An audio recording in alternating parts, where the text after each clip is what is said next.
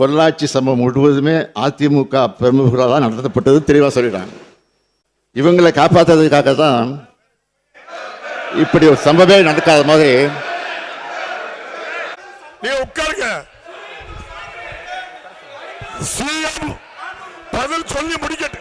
நான் வாயில் உட்காருங்க, உட்காருங்க, நீ உட்காருங்க.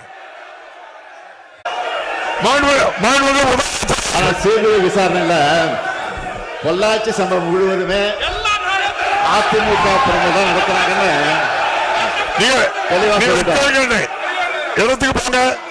இவங்களை காப்பாற்றுறதுக்காகத்தான் இப்படி ஒரு சம்பவமே நடக்காத மாதிரி அந்த அதிமுக அரசு ஒரு பெரிய நாடகமே ஆடிச்சு. இதனாலதான் நான் போய் சொன்னேன், பொல்லாத ஆட்சிக்கு சாட்சியே பொள்ளாச்சி தான் அப்படின்னு சொன்னேன். இப்படி பெண்களுக்கு எதிரான ஆட்சி நடத்திய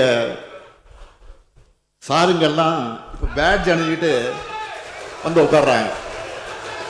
இப்போ பேட்ஜ் அணிஞ்சிக்கிட்டு உட்கார்ந்து மட்டும் போயிட்டாங்க பாதியில்.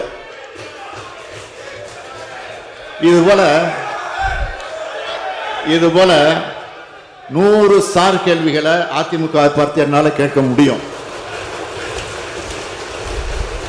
ஒரு முன்னாள் முதலமைச்சர், இந்நாள் எதிர்க்கட்சி தலைவர் தன் பொறுப்பையும் தகுதியும் மறந்து பேட்ஜ் அணிந்து வந்து அரசியல் எந்த அளவுக்கு தாழ்ந்து போகவும் தயாராக இருக்கிறார் என்பதற்கு இது ஒரு எடுத்துக்காட்டு.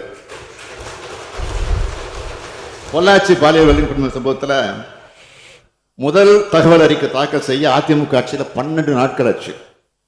ஆனால் சென்னை மாணவி வழக்கில் புகார் கொடுத்த உடனே முதல் தகவல் அறிக்கை போடப்பட்டது. இது தொடர்ந்து சில மணி நேரத்தில் குற்றவாளியை கைது செய்திருக்கிறாங்க. ஏன்னா இதையெல்லாம் அரசியல் லாபத்திற்காக, அந்த நோக்கத்திற்காக மறைக்கிறாங்க.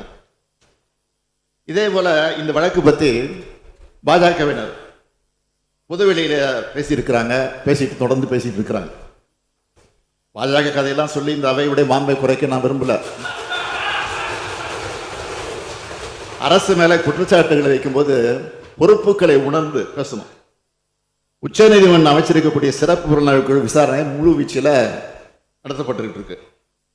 வேறு யாராலும் சம்பந்தப்பட்டிருக்காங்கன்னா தெரிய வந்தா அது யாரா இருந்தாலும் சரி, எந்த பின்னணியை சேர்ந்தவராக இருந்தாலும் சரி, கடும் நடவடிக்கையை நிச்சயமாக உறுதியாக நாங்கள் எடுப்போம். மீண்டும் ஒரு முறை இந்த அவைக்கு தெரிவிச்சுக்கிறேன், திராவிட மாடல் ஆட்சி மகளிருக்கான ஆட்சி.